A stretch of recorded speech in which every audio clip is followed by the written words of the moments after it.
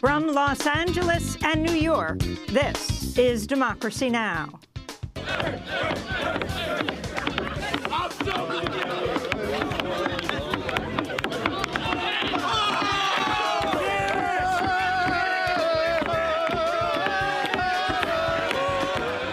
Video has gone viral showing a group of Catholic high school students apparently mocking an indigenous elder near the Lincoln Memorial in Washington, D.C.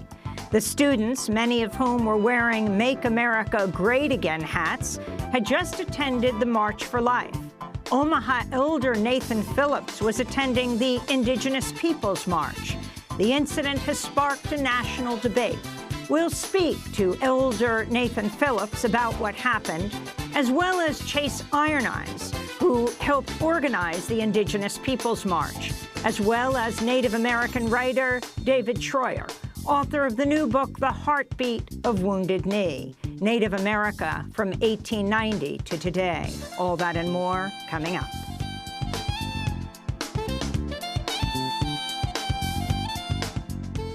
Welcome to Democracy Now!, democracynow.org, The War and Peace Report. I'm Amy Goodman. As the partial government shutdown enters its 32nd day, lawmakers prepare to vote on several bills this week aimed at ending the impasse over President Trump's demand for $5.7 billion to fund a border wall. On Saturday, Trump proposed a new deal promising to shield DACA, that's Deferred Action for Childhood Arrivals protections, for 3 years, as well as protections for those who have temporary protected status, or TPS, in exchange for funding his border wall. Democrats rejected the deal, which would not provide long-term protections or a path to citizenship for affected individuals. Despite this, Senate Majority Leader Mitch McConnell has said he will bring the proposal up for a vote this week. Meanwhile, House Democrats are moving forward with their own proposals aimed at ending the shutdown. 800,000 government workers now face the prospect of missing their second paycheck since the government shutdown started, as they continue to either be furloughed or work without pay. On Friday, thousands of people took part in the Indigenous Peoples March in Washington, D.C., while another march, the Anti-Abortion March for Life, also took place in the Capitol. Video went viral over the weekend of an interaction between an Indigenous elder and a group of Catholic high school students from Kentucky who'd attended the March for Life protest. In the video, Omaha elder Nathan Phillips is seen peacefully playing his drum and singing while seemingly being taunted by students, some of whom were wearing MAGA hats, Make America Great Again. We'll have more on this story with Omaha elder Nathan Phillips after headlines. Women took to the streets across the country and the world Saturday, 2 years after the historic 2017 Women's March protesting President Trump's inauguration. In New York City, Democracy Now! Spoke to participants at the Women's Unity Rally, one of 2 separate events held in the city for the Women's March. My name is Michelle Folks. This is my daughter, Sophia. She's 17 months, and so I'm here to fight for women's equality, and I think it's really important that she sees her mother doing these things so she can feel empowered and grow into an even more confident woman. I'm also a teacher, and so I want my students to be able to know that I am always actively fighting for women's rights so they can also feel empowered to do the same thing. My name is Alexandria Ocasio-Cortez. I'm the Congresswoman for New York's 14th District, and I think that to be a woman is to be politicized in America today, and so really what we need to focus on is the issues that we are here to advance, which is social, economic, and racial justice for all people in the United States and abroad. In a rare move, the Office of Special Counsel Robert Mueller issued a statement Friday denying the principal claim of a damning BuzzFeed article which said the special counsel had evidence that Trump directed his former personal attorney, Michael Cohen, to lie to Congress about negotiations to build a Trump Tower in Moscow. BuzzFeed told CNN Sunday it remains 100% behind its reporting. Oregon Democratic Senator Jeff Merkley has called for an FBI perjury investigation into Homeland Security Secretary Kirstjen Nielsen for lying about the Trump administration's family separation policy. Senator Merkley released a 2017 memo Thursday that showed a Trump administration policy option involving, quote, separating family units. Secretary Nielsen has stated multiple times there's no policy to separate families, including during congressional testimony last month. A Department of Health and Human Services report last week found thousands more children were removed from their parents at the U.S.-Mexico border than previously reported. In Afghanistan, Taliban fighters killed dozens of security forces at a military intelligence base in Wardak province Monday. Some reports put the number of dead as high as 100. The attack came as the Taliban and the U.S. are holding peace talks in Qatar. Last month, President Trump announced the U.S. will withdraw about half its troops in Afghanistan. In Syria, a car bomb injured members of a joint American-Kurdish patrol Monday, days after an ISIS-claimed attack in the city of Manbij killed 19 people, including 4 Americans. Meanwhile, Israel has confirmed it launched a series of airstrikes against Iranian targets in Syria Sunday night. Reports are emerging the strikes killed at least 21 people, including 12 Iranian soldiers. In Yemen, U.S.-backed Saudi-led forces launched airstrikes on Yemen's capital Sana'a on Saturday night. Local reports say at least 2 civilians were killed. The strikes come as the UN attempts to broker peace talks with warring parties in Yemen. The UN has said 2 shipwrecks in the Mediterranean may have killed some 170 migrants who were crossing over to Europe. One ship reportedly sank off the coast of Libya with over 100 people on board. The UN says over 2,200 migrants either died or reported missing while crossing the Mediterranean in 2018. In Serbia, over 10,000 people marched through Belgrade Saturday to protest Alexander Vučić. Protesters are demanding press freedom and reforms to the country's electoral system. This weekend was the 8th consecutive week of large-scale anti-government protests in Serbia. In Venezuela, the government of President Nicolás Maduro said Monday it suppressed a military revolt, arresting a group of officers who stole weapons and kidnapped 4 officials. The attack at a National Guard outpost in the capital, Caracas, came shortly after a social media video circulated showing a sergeant calling for Venezuelans to support the removal of President Maduro. Maduro was inaugurated earlier this month to a second 6-year term. While some, including the United States, have called last year's election illegitimate, Maduro has accused the United States, along with Canada and 12 Latin American allies, of plotting a coup against his socialist government. To see our recent interview with Venezuelan Foreign Minister Jorge Arreaza, go to DemocracyNow.org. In Colombia, the National Liberation Army, known as the ELN, claimed responsibility for a suicide bomb attack that killed at least 21 people and left at least 68 injured in the capital, Bogotá, Thursday. In a statement, the group said the attack, which targeted cadets at a police academy, was in response to government forces bombing an ELN camp last month in breach of a proposed ceasefire. Colombia's right-wing president, Iván Duque, said he is issuing arrest warrants for ELN representatives who are currently in Cuba for peace talks. In Mexico, the director of community radio station Radio Cachana was found dead in Baja California Sunday, the first journalist to be killed in Mexico this year. Rafael Murua Manriquez had reported receiving death threats and harassment after criticizing the mayor of Mulegé, Felipe Prado, and had been under federal protection. Journalism and free speech advocates are calling for an investigation into his killing. Meanwhile, in Ghana, gunmen shot and killed journalist and documentary filmmaker Ahmed Hussein Suele in a suburb of the capital, Accra, Wednesday.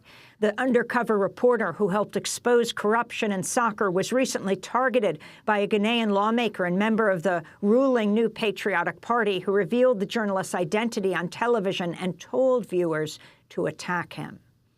In Arizona, a judge rendered guilty verdicts for 4 activists from the humanitarian group No More Deaths.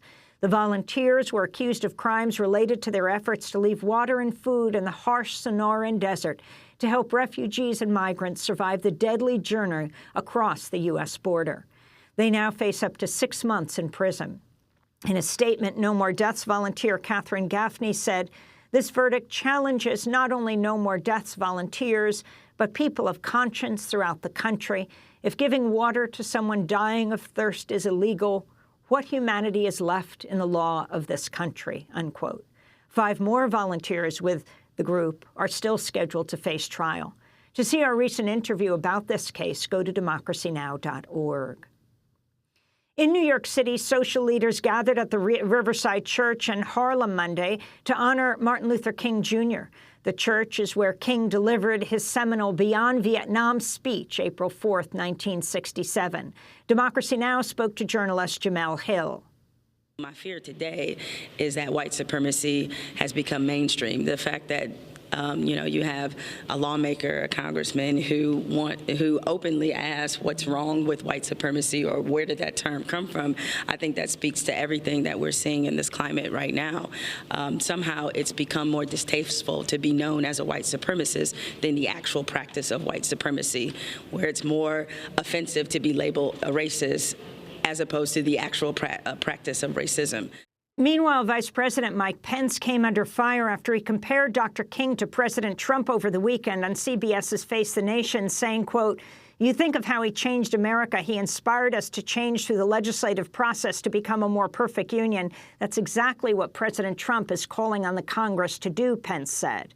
On Monday, Trump and Pence paid an unannounced 2-minute visit to the Martin Luther King Memorial in Washington. Again, they stayed for approximately 2 minutes. California Democratic Senator Kamala Harris has announced she will run for president in 2020. Harris, who shared the announcement Monday on Good Morning America, was previously the district attorney for San Francisco and the attorney general of California. I feel a sense of responsibility to stand up and fight for the best of who we are. And that fight will always include, as one of the highest priorities, our national security. Senator Harris is the child of immigrants, an Indian mother and Jamaican father. She chose to make her announcement on Martin Luther King Day and reportedly chose a red and yellow color scheme for her official logo as a nod to Shirley Chisholm, who in 1972 became the first black woman to run for president in the United States. Senator Harris is now the 4th woman to enter the 2020 Democratic race for president. In more news from the 2020 presidential election, Hawaii Congressmember Tulsi Gabbard, who announced her run earlier this month, released an online apology for past statements against the LGBTQ community. In my past, I said and believed things that were wrong. And worse, they were very hurtful to people in the LGBTQ community and to their loved ones. I'm deeply sorry for having said them. My views have changed significantly since then, and my record in Congress over the last 6 years reflects what is in my heart. Congressmember Gabbard has supported progressive legislation during her time in Congress, including backing Medicare for All and a Green New Deal. In 2016, the Iraq War veteran quit as Democratic National Committee vice chair and threw her support behind Senator Bernie Sanders' run for president. Gabbard has said her candidacy will center around war and peace and will focus on the U.S. foreign wars though some on the left have criticized some of her foreign policy views, including her relationship with India's ruling far-right BJP party and Prime Minister Narendra Modi. In Chicago, former police officer Jason Van Dyke was sentenced to 6 years and 9 months in prison for the 2014 murder of African-American teenager Laquan McDonald. Van Dyke fired 16 bullets into McDonald, even as dash cam video showed the teenager posed no threat. The day before Van Dyke's sentencing, a judge acquitted 3 officers accused of covering up the murder. A protest is planned in Chicago today over those acquittals. Sony-owned RCA Records has dropped musician R. Kelly from its label amidst the fallout from the damning docuseries Surviving R. Kelly. Last week, activists protested outside Sony headquarters in New York City to demand they stop working with R. Kelly. R. Kelly has been accused of sexual assault, predatory behavior, and pedophilia for 2 decades, but has never been criminally convicted.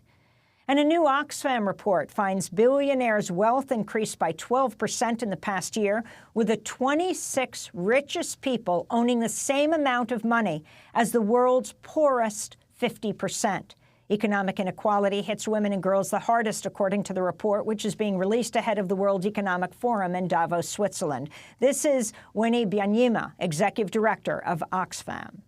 So last year alone, we saw billionaire wealth increase by $2.5 billion every day, while the wealth of the bottom half of humanity, $3.8 billion, was dropping by $500 million a day. I'm here in Davos to call on governments to wake up and take up their responsibility and tax fairly, tax wealth, and put money in the public services that people need. And those are some of the headlines. This is Democracy Now!, democracynow.org, The War and Peace Report. I'm Amy Goodman in Los Angeles. And I'm Juan Gonzalez in New York. Well, welcome to all of our listeners and viewers around the country and around the world. We turn now to a story that received widespread attention over the weekend. On Friday, thousands took part in the Indigenous Peoples March in Washington, D.C. The next day, video went viral of an interaction that took place soon after the march ended between an indigenous elder and a group of Catholic high school students from Kentucky who had attended a March for Life protest the same day. In the video, Omaha elder Nathan Phillips is seen peacefully playing his drum and singing while being encircled by the students, some of whom were wearing red MAGA hats, Make America Great Again. The video appears to show the students taunting and mocking Phillips. Some of the students are seen making a tomahawk chop motion with their arms.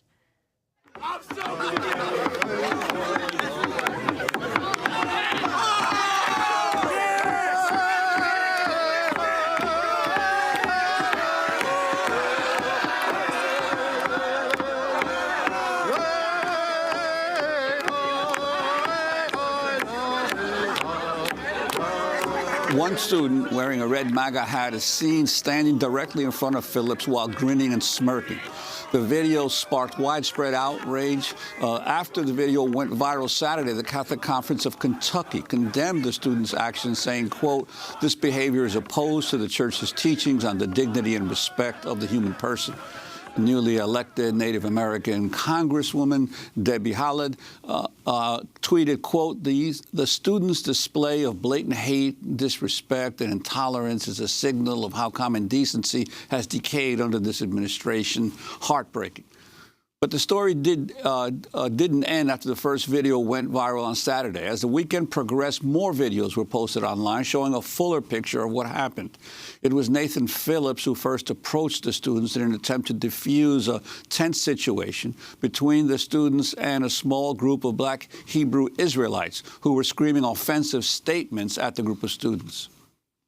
Show Nathan Phillips was soon encircled by students after he approached them and was drumming. Another participant in the Indigenous Peoples March, Hunter Hooligan, wrote, quote, "We were surrounded by the boys, and we were alarmingly outnumbered. As we attempted to continue our path and move through the crowd, the boys closed in around us until finally one particular boy stood in front of Nathan and refused to let us pass," unquote. According to Hunter Hooligan, some of the students were also chanting, "Build the wall." The student who faced off with Phillips, a high school junior named Nick Sandman, said he too was trying to defuse a tense situation. Sandman released a statement by a PR firm. It said in part, quote, "I believe that by remaining motionless and calm, I was helping to defuse the situation. I said a silent prayer that the situation would not get out of hand." The statement went on to read, quote, "I was not intentionally making faces at the protester. I did smile at one point because I wanted him to know I was not going to become angry, intimidated, or be provoked into a larger confrontation," unquote. The incident has sparked widespread debate on how the media handled the story. Some media commentators apologized for criticizing the students. Even President Trump weighed in, tweeting, quote, Looking like Nick Sandmann and Covington Catholic students were treated unfairly with early judgments proving out to be false, smeared by the media, not good, but making big comeback. Trump then quoted Tucker Carlson saying, quote, "New footage shows media was wrong about teens' encounter with Native American," unquote. But others continued to criticize the actions of the students. Deadspin published an article titled, "Don't Doubt What You Saw with Your Own Eyes." New York Times columnist Michelle Goldberg tweeted that Deadspin piece saying, "Here the rush to disavow was itself a kind of mob reaction." Well, we're joined right now by Nathan Phillips, the Omaha elder who participated in the Indigenous Peoples March on Friday. Nathan Phillips is a Vietnam-era veteran and previous director of the Native Youth Alliance. Welcome to Democracy Now!, Nathan. Thank you for staying in Washington to talk to us. Can you start off by telling us, just lay out for us what happened on Friday? The march had broken up. You were on the steps of the Lincoln Memorial, is that right? And then tell us what you saw. Yes, that is right. At the end of the Indigenous Peoples March, we had already been encountered with the Black Israelites. They showed up around 2 o'clock in the afternoon while we were still in our process of our rally on the steps. And they were hurling all kinds of insults and abuses at us, the indigenous people. But what I seen was in one of the videos is that one of the indigenous peoples did go up to them, visit with them, and then turn around and walk away. And then when the youth that were, done with the march, the protest that they were at, started coming through to go meet their bus, encountered the same Black Israelites and took a different route. And instead of responding to hate with love, they responded hate with hate. We thought there at the march that the best thing to do was to ignore the Black Israelites the best we could, and to pray for them for their actions there on the mall. We really didn't understand that their presence there and harassing us, but we just went ahead on with our rally. Then things started escalating between the Black Israelites and the youth. The youth kept on encountering them, going away and coming back and encountering them again. And each time they came back with larger numbers until where it shows, where the video is, where there's, close to 200 of those young youth out there. And they got into a mob mentality. That's what a lot of other people have described it as. And Nathan, standing on the side. Yes. And Nathan Phillips, the Black Israelites, you're saying that there were at some point as many as 200 of the youth from Kentucky. The size of the group of the Black Israelites that you saw, and also why you decided then to try to come between them? When it got to about 200 youth and the screaming and the hollerings, and the images were the same images that I seen in pictures of youth, young white people surrounding a Black youth trying to eat at a counter. The same faces that were on the crowds of those youth at the D.C. was the same faces of the youth that were surrounding the young Black woman who was trying to get an education, and the scorns and the scowls that were on the pictures there. And the same pictures of when you see pictures of lynchings, the same faces on the folks that were doing the lynchings. That's what these young people's faces looked like. They were angry. They were. They got to a point where it was scary. Some folks came up to me. Some of our young indigenous folks came up to me and said, "We got to do something." And when they said that, my first thought is that this isn't our fight. This ain't our business.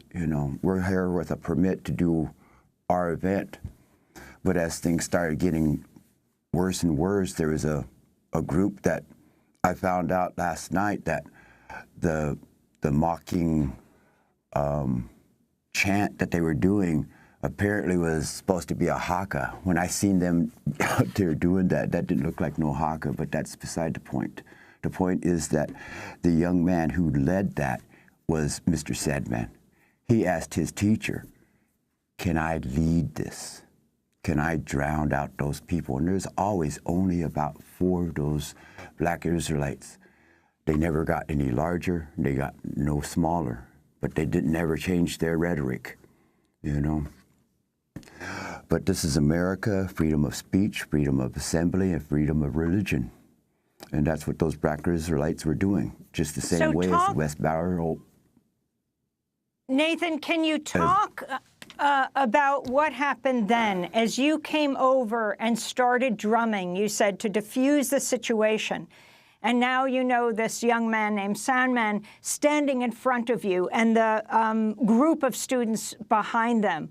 Talk about what you did there, the song you chose to sing, how you felt about the students who were there, about how close you were to this young student.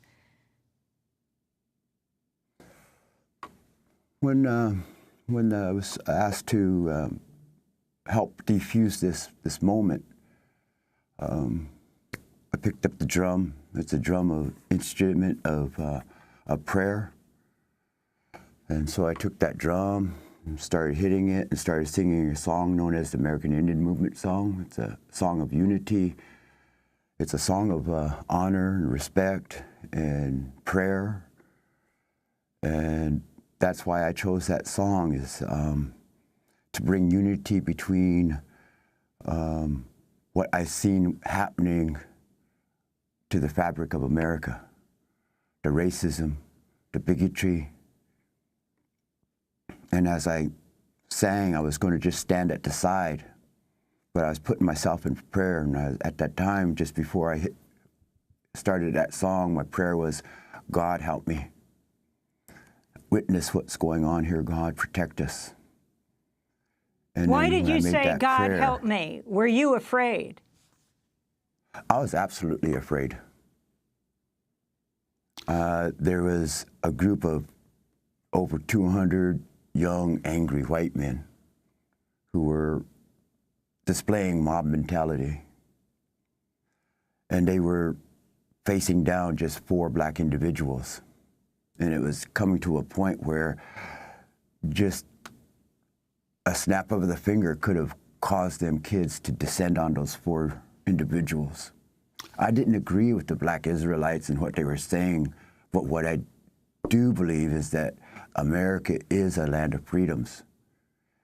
And as much as I disagreed with those black Israelites, they had the right to be there.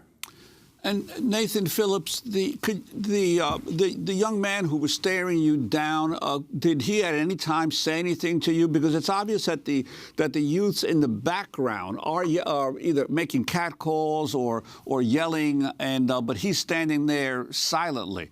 Do you recall what were some of the catcalls that were coming out, being directed at you by the other youths in the back? Some of the things that were said, I just don't want to repeat, but there were comments of build that wall, and I've heard these comments so many times in my years that I've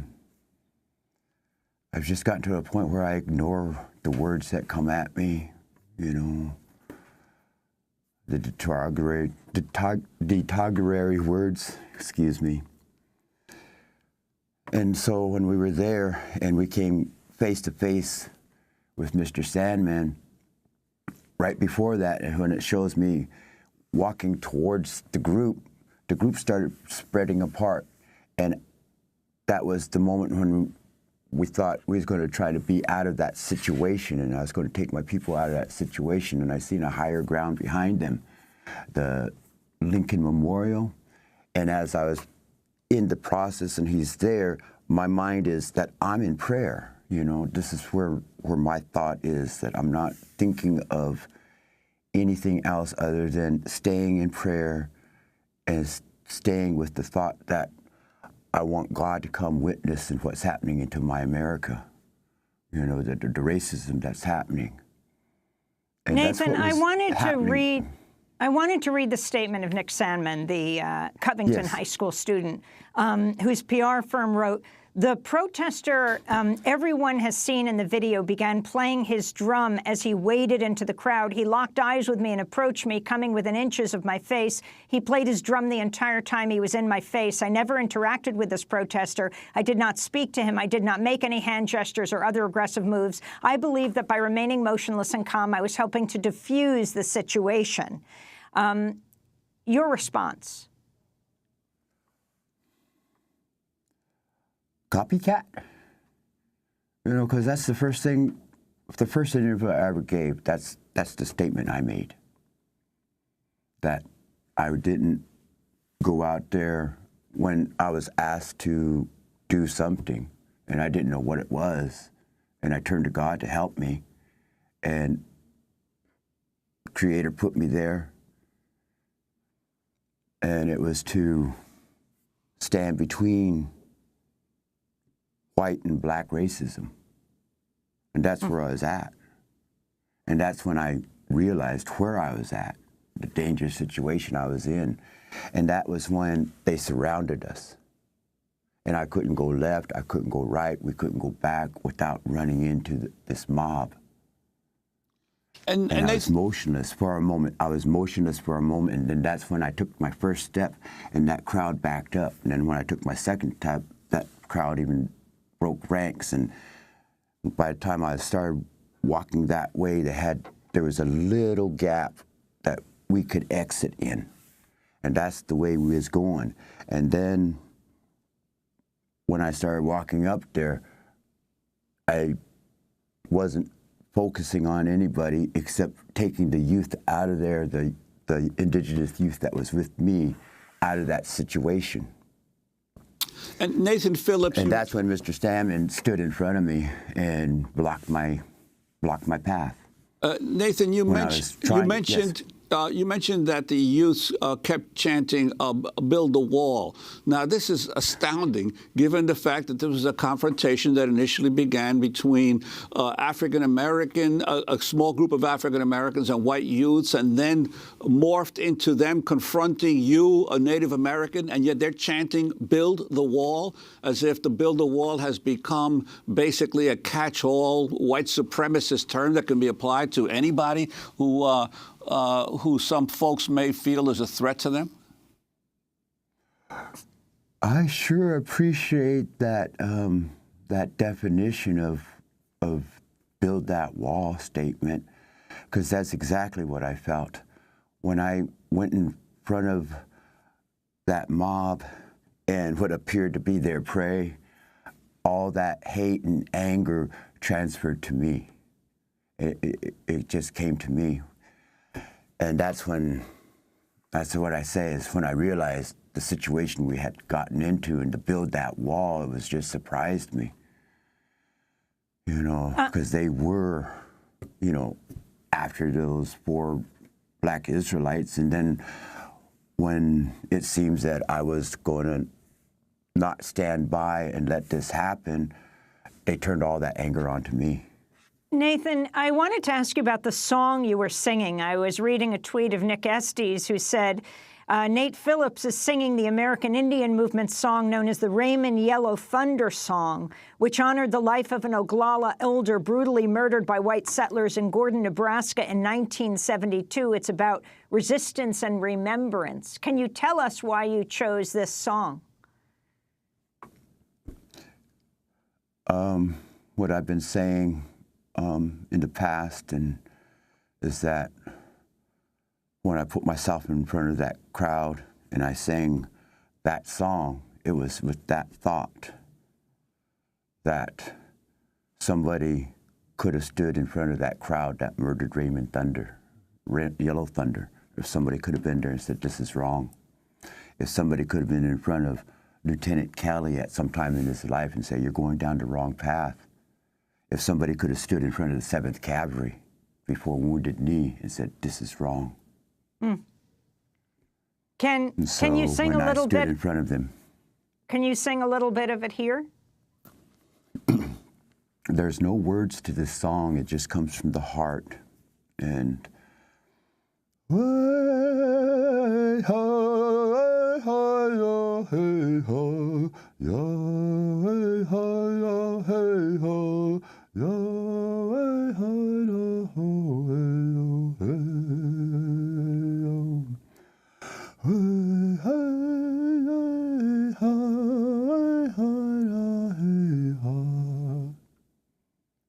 when I was ripped away from my family when I was 5 years old in Nebraska, and I returned to my home, to my family when I was a youth in the 70s, the early 70s, I met my brother, Raleigh Phillips, and he taught me that song. That's the first song I ever learned, I was ever taught.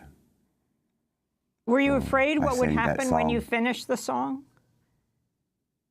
Yes, I was, and I didn't know how to finish that song or where to finish it. If I finished it right there, surrounded by that mob, then what do I do? So that's where the thought and you know, to try and exit that situation. What broke this up is someone calling to the students saying their bus was there. That's what pulled them away? Well, apparently, but at the same time, when they all exited there in mass, running away, moments after they ran away, a squad of uniformed officers showed up. So, in my mind, well, yes, they can say they're running to the bus, but if you look at it from another angle, they're running from the police. Well, Nathan Phillips, I want to thank you for being with us, Omaha elder who participated in the Indigenous Peoples March. Many people have seen your face, have seen you chanting, singing, and drumming at the end of that Indigenous March. This is Democracy Now! When we come back, one of the organizers of the Indigenous March, the Native American attorney, Chase Iron Eyes, will join us. And then we'll speak with the author of a new book being published today, The Heartbeat of Wounded Knee. Stay with us.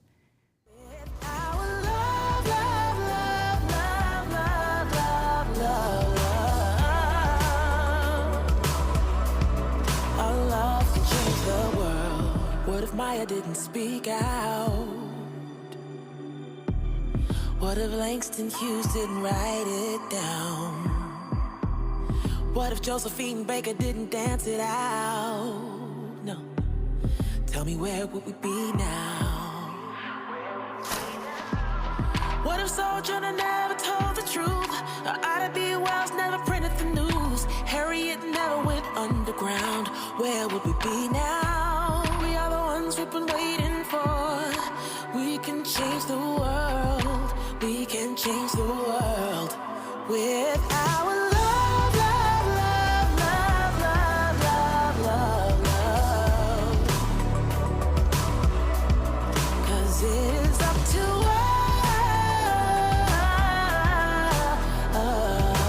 What If by India Ari. This is Democracy Now!, democracynow.org, The War and Peace Report. I'm Amy Goodman in Los Angeles with Juan Gonzalez in New York. We continue to look at the video that has gone viral showing a group of Catholic high school students apparently mocking an indigenous tribal leader near the Lincoln Memorial. The students, many of whom were wearing Make America Great Again hats, had just attended the March for Life. Omaha elder Nathan Phillips was attending the Indigenous Peoples March. We're joined now by Chase Iron Eyes, activist, lead attorney for the Lakota People's Law Project, spokesperson for the Indigenous Peoples March. Thank you for joining us from South Dakota. You just came back from Washington, D.C., Chase. You were there. I mean, this was the end of the march, well after, but you witnessed what took place. Now the world has seen the video. And some have said, well, this whole story changed once the young man in the video, who is smiling in front of Omaha elder Nathan Phillips, once he issued a statement saying that he was not hostile, he was trying to defuse the situation. Chase, can you describe what you watched, where you were standing? Yes, thank you for covering this again. And thank you for Nathan for offering his song today and on Friday, right after the Indigenous Peoples March, the first inaugural. I'm not quite sure what time it was when the whole incident went down, because we had finished our march early, and we had a permit to be there at the Lincoln Memorial. It would have ended around 5 o'clock, so it would be interesting to look at the time frames. Nonetheless, where the indigenous singers, including Nathan Phillips, including Raymond Kingfisher, and about 4 other supporters, I mean, they were very small in number, and they were closing out the ceremonies, because I was standing right there near them waiting for my daughter, who was at the top of the Lincoln Memorial. Now, at the top of the Lincoln Memorial, it's a good 100 meters away from where Nathan Phillips was, and even where the Black Israelites were. The Black Israelites were just trying to offend any and everybody who came within earshot of them. And so we expelled them or denied them from our space at the Indigenous Peoples March. They were trying to speak, but we said, no, just go over here, and as long as you're not trying to exert violence or come into our space anymore, we'll leave you alone. So that's what we did. And you got to realize that the Black Israelites and the Native people were at the bottom, the very bottom of the Lincoln Memorial. The MAGA swag hat wearing kids who were attending a different rally. Here's 100 or so frenzied young men who are attending a rally to deny women the right to assert sovereignty over their own bodies. They were brought there by the Covington Catholic Church. They were all donning their little MAGA swag hats. And the truth is, they were roaming around there for a long time. I don't know how many minutes, but the new video surfaced of the Black Israelites, doing what they did and offending everybody they possibly could. But other video also surfaced showing the MAGA swag kids verbally accosting passersby, women, others, appropriating the haka dance and so forth. And if there was drone footage possibly of a 100-foot view, you'd be able to see that the MAGA swag kids, the Covington Catholic kids, invade the space of where Nathan and the Black Israelites are standing. And so they come closer to the Israelites and are there being disruptive, being very loud. It's a very tense situation. When they get closer, I move away. I actually moved away from close proximity, because I was honestly concerned for my own safety. And at that time, I did not know where my daughter was.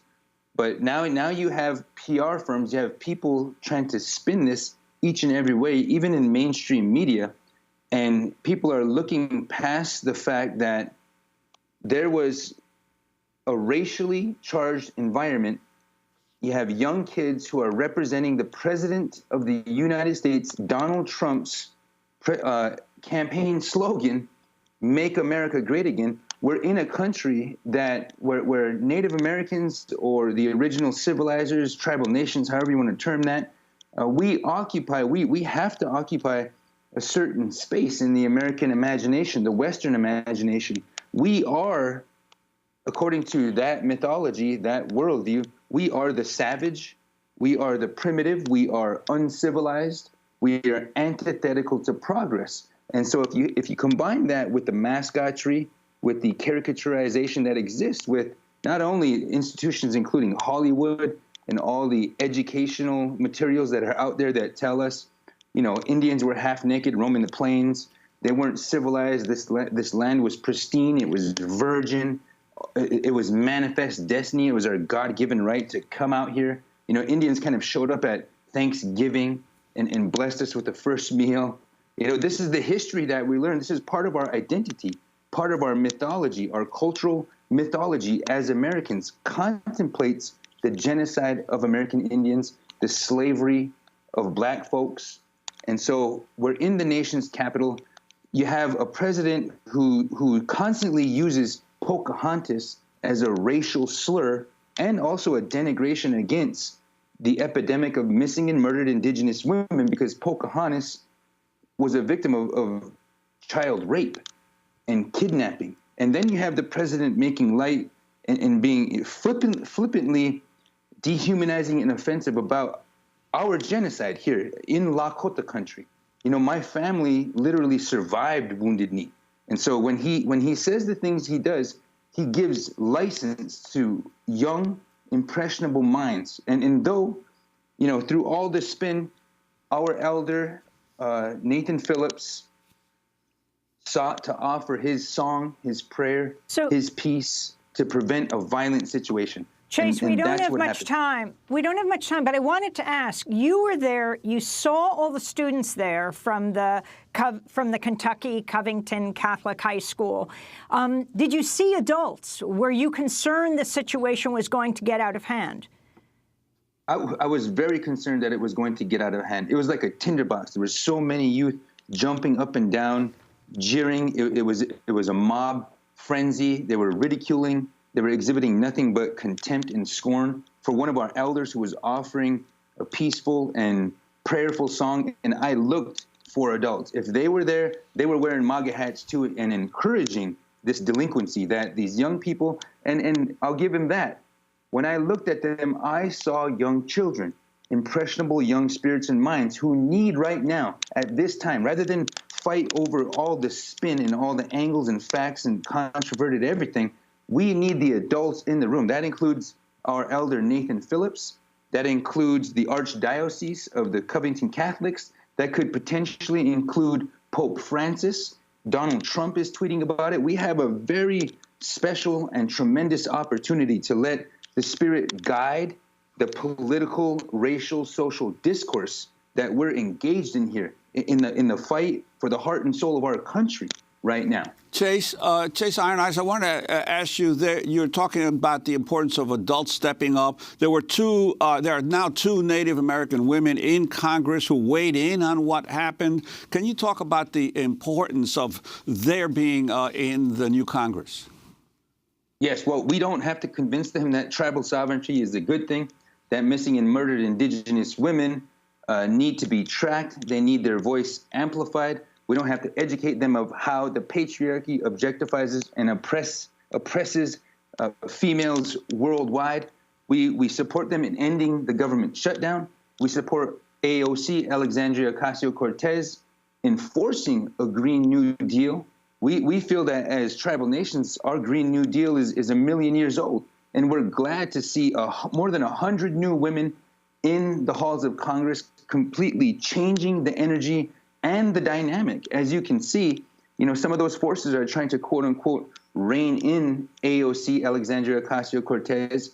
But now more than ever, we here in tribal nations on the streets, on the res, at the grassroots level need to be as loud as we can, project as much positive force as we can so they know that they can be as bold as we know they want to be.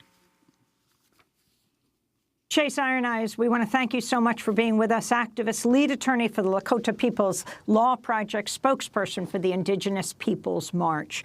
This is Democracy Now! When we come back in 30 seconds, the heartbeat of Wounded Knee.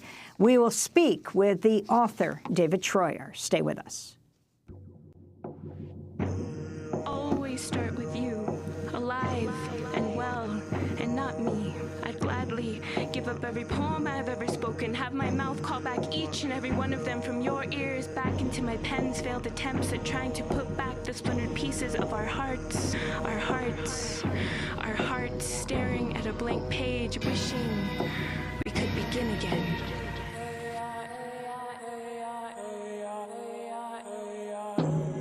Thousands of warriors will come rushing in. Our ancestors wage war with the government in the spirit of Spotted Tail and John Trudell. This is 7 by Frank Wong here on Democracy Now!, democracynow.org, The War and Peace Report. I'm Amy Goodman in Los Angeles. Juan Gonzalez is in New York.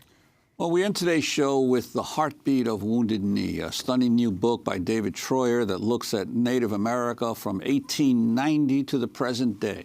The book's powerful mix of memoir, extensive interview, and storytelling presents decades of indigenous history that have been sidelined by the mainstream. It takes its name from Bury My Heart at Wounded Knee, the 1970 book by D. Brown that tells the story of the Wounded Knee Massacre. In his book's prologue, David Troyer writes, quote, "This book tells the story of what Indians in the United States have been up to in the 128 years that have elapsed since the 1890 massacre of at least 150 Lakota Sioux at the Wounded Knee Creek in South Dakota, what we've done, what's happened to us, what our lives have been like. It is adamantly, unashamedly about Indian life rather than Indian death, that we even have lives that Indians have been living in, have been shaped by, and in turn have shaped the modern world is news to most people."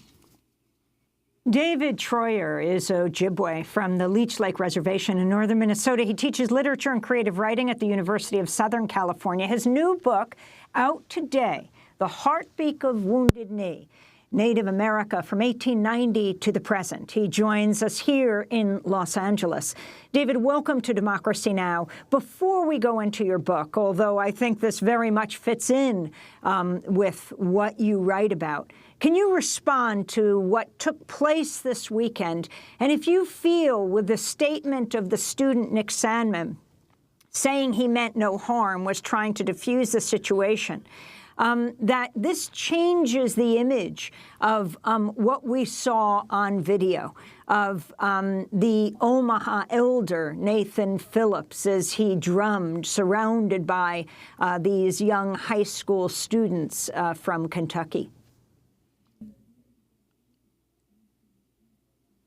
When I heard Sandman's statement, that sounded like a statement crafted by a PR firm.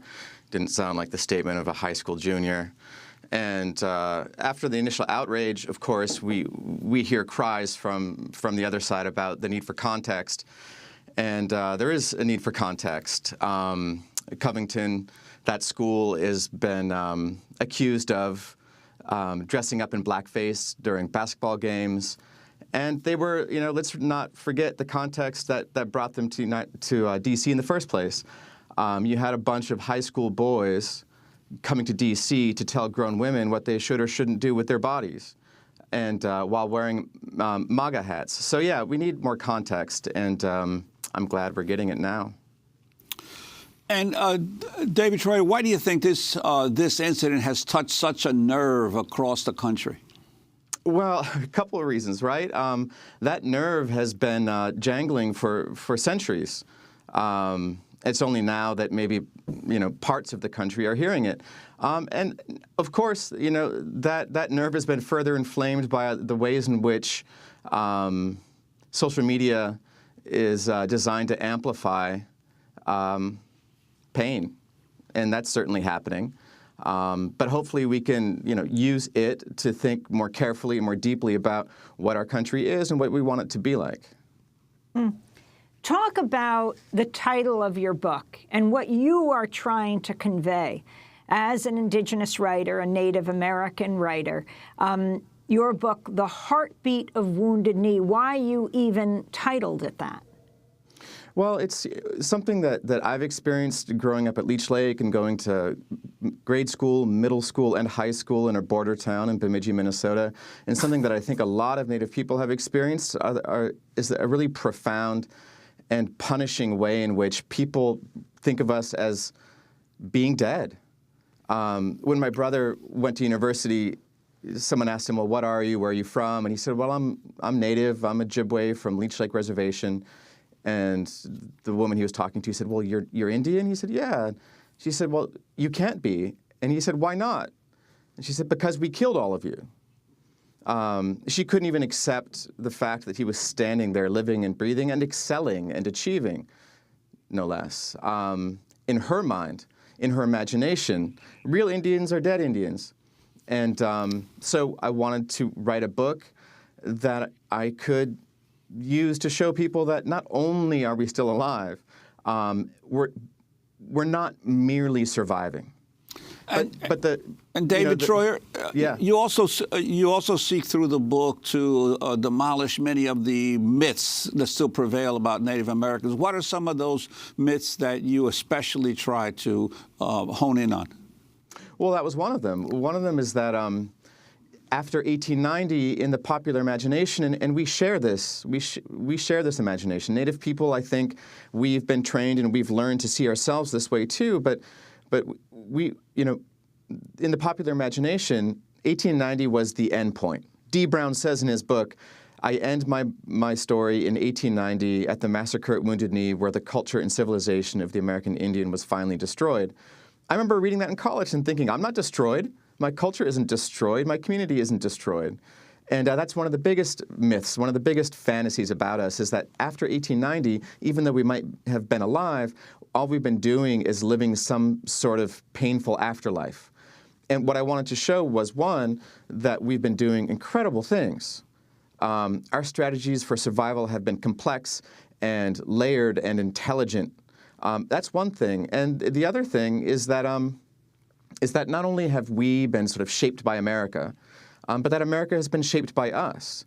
I mean, and I really believe this to be true, but I don't think you can get a full measure of what this country is or what it's about, much less understand its history without thinking about Native people. I mean, let's face it.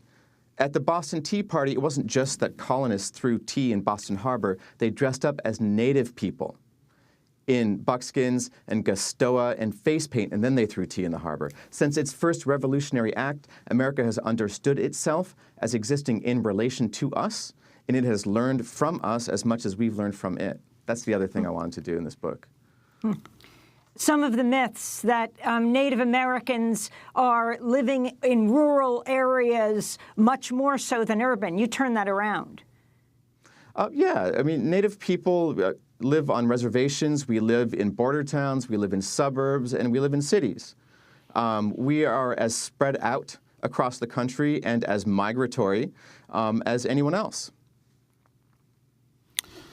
And finally, David, how you want the media to cover Native America, I mean Native American communities, not just in response to MAGA hats or how President Trump describes Elizabeth Warren.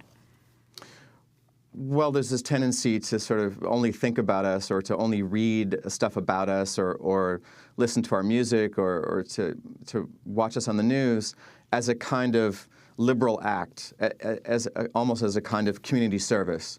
And the way I want to correct the media is sort of the way I want to correct all of us and how we understand our Native communities, which is as vital, alive, interesting, and important to the country.